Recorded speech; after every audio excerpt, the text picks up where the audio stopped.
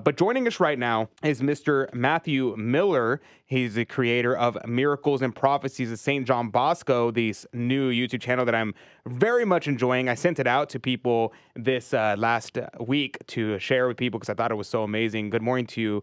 It's very early for you over there, Mr. Matthew, sorry. Let's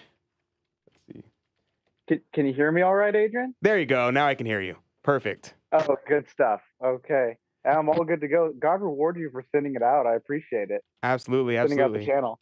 Yeah, praise be to God. I think it's a great work. I enjoyed watching it, and I realized it started booming. When I first saw it, I saw like thousands of views with it, a brand new channel, and that never happens. Usually, new channels take forever to pick up. And so, tell me about before we jump into who St. John Bosco was and stories about his life.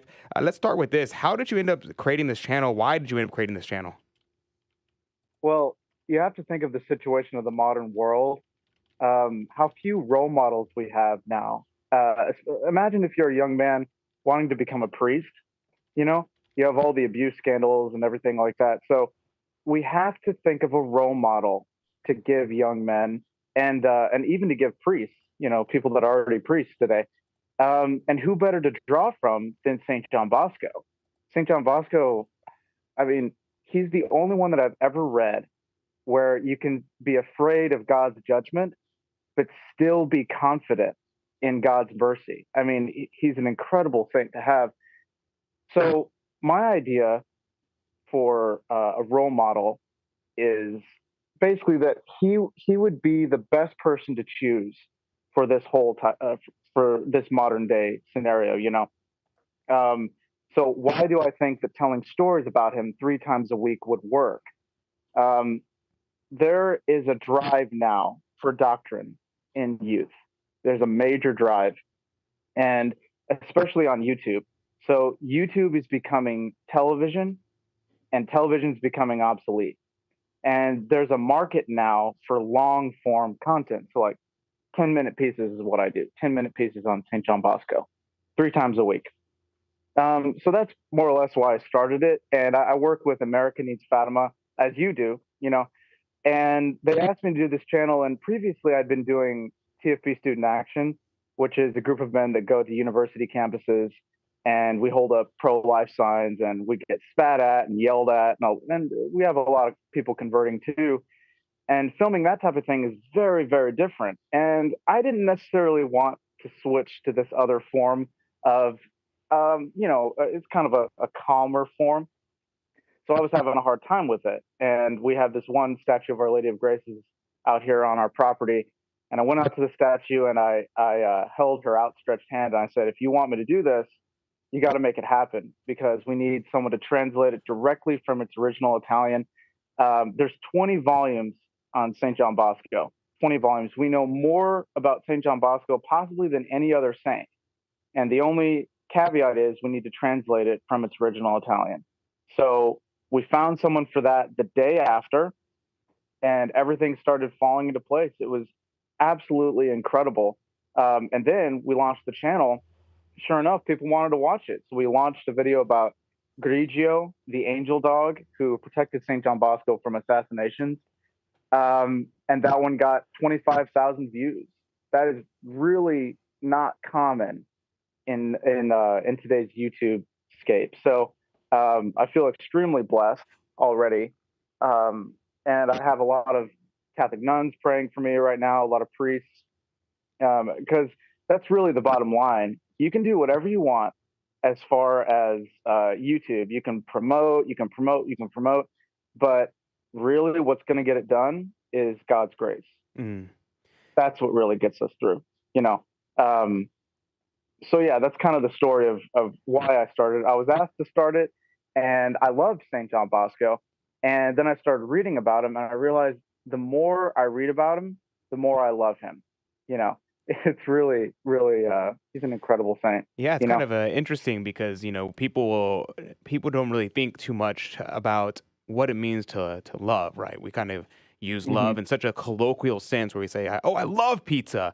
Oh, I love you. Or, oh, I love my mom. Oh, I love my dog. And we use the word love so flexibly to apply to all sorts of things. But to love something is to will the good for something, right? As St. Thomas would say. And when we say we love the saints, and whenever we get to know them, we love them more. Because if we love someone, we want to know them, right? You don't get to if you love your spouse, you're not gonna just be like, oh, I have no idea who this person is, but I love them. No, you have to know someone, and so if you love God, you have to get to know Him. You got to read the Holy Scriptures. You have to think about Him intensely. Do study philosophy, theology. The more you know of Him, the more you love Him. It can be a theological, philosophical knowledge of Him to grow, or it could be a personal and interactive knowledge of Him. And the same thing with the saints. I've noticed the same thing. There's been saints who I love, like St. Thomas Aquinas, St. Dominic, who I love dearly. And the more I learned about them and the more I read of St. Thomas, I realized he's also a poet. I didn't know that. Neither He also did wrote I. music. Yeah, he wrote music. Wow. He wrote all these different things, and I fell in deeper love with him. And then also we kind of have sexualized the word love as well. So it's weird to say I love this man or I love my friends. Real quickly, I know it's a little off topic. Would you comment on that? We're about to go to a break in about a minute, but do you have any comments on that? Yeah, I mean, the thing about him is that you can study him for your whole life, and I feel that you won't truly know him. And in reading about him over the past few days, I've realized that he was a prolific writer too. He wrote a lot of different catechisms even for children. I found this one website. You know how it always says in the 40 Dreams of St. John Bosco, I stayed up late writing, you know? Well, what was he writing? It was incredible how much this man did, and the amount of miracles he did as well. Like his boys would have toothaches, and there's this one account of he took this one boy's head and he placed it over his heart, and then he let him go, and the toothache was gone. Or Wow. A woman on crutches went to visit him. And when we come back, we're going to finish that story. The woman with crutches came to John Bosco. What happened? We'll be right back with more Catholic Drive Time after this short break. This is all from the account of Charles Gastini, who was an oratory boy. And yes, he saw a woman coming in on crutches, and she asked to speak to St. John Bosco alone. And then a few minutes later, they saw her walking out without crutches. So I mean, it's anyone's guess what happened. And Don Bosco did miracles like this left and right. When he goes to Rome for the dogma of the Immaculate Conception, there were crowds marauding him, asking him to heal them. It was it's unbelievable. There's volumes 7, 8, and 9 of the biographical memoirs of St. John Bosco. You're just bombarded with all of these miracles. And as far as prophecies, I just found an article from the Italian TFP was talking about how he wrote a letter to Franz Joseph. Now, it was in Italian. I don't know Italian, but from what I could make out is that what he told Franz Joseph could have stopped World War I if Franz Joseph would have followed it. I mean, this man formed a century in a way. So that's why I really wanted to do 3 stories a week about him. It's Monday, Wednesday, and Friday at 8 a.m. Eastern Standard Time.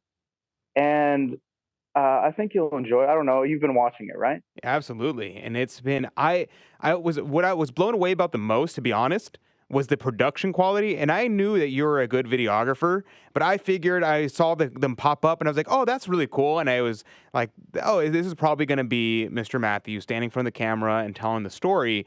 But you put so much effort into this. The video with Grigio, I was blown away. You're like just shooting at several locations. You have your dog there with you. Oh yeah, and Griffin. Yeah. And I was just blown away by the production quality of the actual video. So I highly recommend, if you haven't checked it out yet, go check it out. But here's my question for you. All the time, I see St. John Bosco being depicted as the jokester, the one who plays the little boys and these ideas. And I'm sure he joked around with the boys. I'm sure he did. He played games with the boys. I'm sure he did. He's known for as the apostolate for the young children. He's a patron saint of youth ministers, and that's kind of what he's been branded as. And everything else about his life is kind of forgotten. Most people I know, that's pretty much everything they know about him. So could you kind of bust some myths and tell me what would be a more authentic picture of him? I can't tell you how many movies I've seen on him and how disappointed I was in every single movie. Because, yes, he ran the oratory, he was very kind to boys. But at the end of the day, if they were going against the norms of the oratory, he was really hard on them. So there's this one, the fiendish elephant, this one dream from the 40 Dreams of St. John Bosco. By the way, he didn't just have 40 dreams, he had about 200 dreams. He was a visionary of the First Order. I mean, it was incredible. Everybody thinks it's just 40, but that's just the main ones. Anyway, the fiendish elephant, which is one of the main dreams, this demonic elephant comes, and half of the oratory boys side with this fiendish elephant, and the other half goes to Our Lady. And Don Bosco says at his good night talks, he says, either mend your ways or go. So he was a mixture of, like when you read about him, like I was saying, you feel consoled and confident about the future, but also you have to deal with the justice of God. Both things are very apparent with him. And that's what I think that's what makes him a real saint for our times, is because you have all this sugary sweetness and you also have the horrible things that are going on in the world, like what just happened with the Grammys. It's like open worship of Satan. So you need both aspects, and we're suffering, and we're probably going to run into an economic crisis here. And he is the saint for that type of thing, because he had to raise funds for his Our Lady Help of Christians church. It's a beautiful church. I just looked up pictures of it the other day, and he would fundraise like you wouldn't believe. And I actually have. You have a second for me to read a comment? Absolutely, that I got do. recently? Go ahead.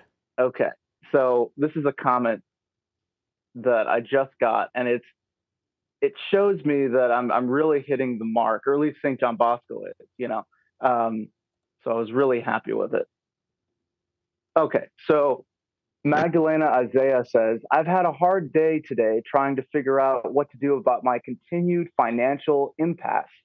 And this video has really cheered me and given me hope. I can't thank God enough for leading me to your channel with these inspiring true stories of Don Bosco. That's more or less the gist of it. So it's already making an effect. Thanks be to God. Awesome. Praise be to God. Tito, you had something? Yeah, Matthew, this is Tito.